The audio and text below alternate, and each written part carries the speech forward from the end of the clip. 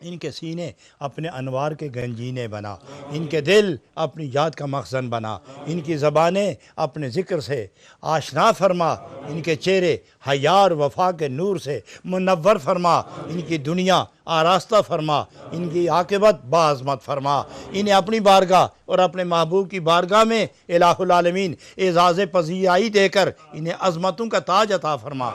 الہی بیماری، پریشانی، غم و علم و رنج و دکھ و درد دور فرما کر سنگیوں کو دین دنیا کی خوشیاں عطا فرما۔ فوّض امری الی اللہ ان اللہ بصیر بالعباد برحمتک یا ارحم الراحمین۔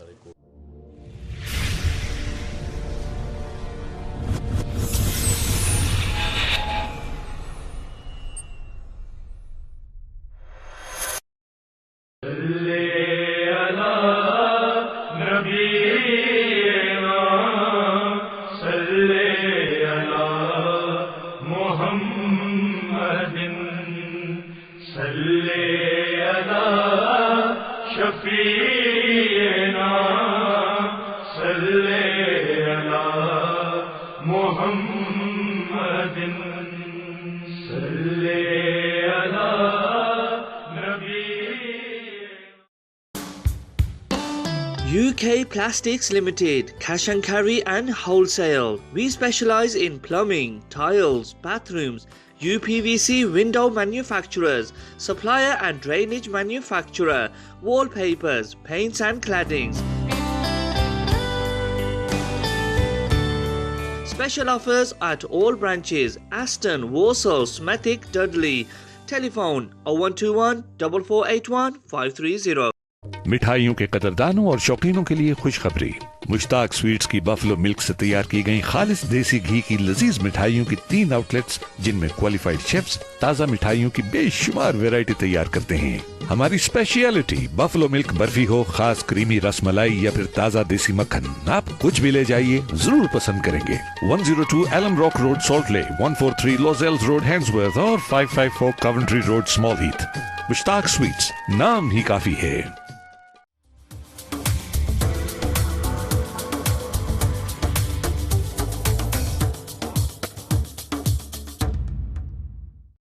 تھارا ویلفیئر ٹرسٹ، خدمت خلق نصب العین۔ تھارا ویلفیئر ٹرسٹ اللہ کے فضل و کرم اور آپ بہن بھائیوں کے تعاون سے نہایت ہی ضرورت مند علاقوں میں اللہ کے حضور سر جھکانے کے لیے مساجد کی تعمیر اور بے گھر مجبور افراد کے سر چھپانے کے لیے شیلٹر کے ساتھ ساتھ پانی کی فراہمی، کنویں، موٹر ٹیوب ویلز اور ہینڈ پمپ جیسے منصوبوں پر ماشاءاللہ دڑا دڑ کام کر رہا ہے۔ آئیے ان صدقہ جاریہ جیسے نیک کاموں میں حصہ ڈال کر اپنے رب کو راضی کیجیے۔ امداد بھیجنے کے لیے تھارا ویلفیئر ٹرسٹ سے فوری رابطہ کریں۔ اجر دینے والی ذات رب کریم کی ہی ہے۔ شکریہ۔ Rashid travel and exchange limited, خدمت اور کامیابی کے 25 سال، دنیا بھر کے لیے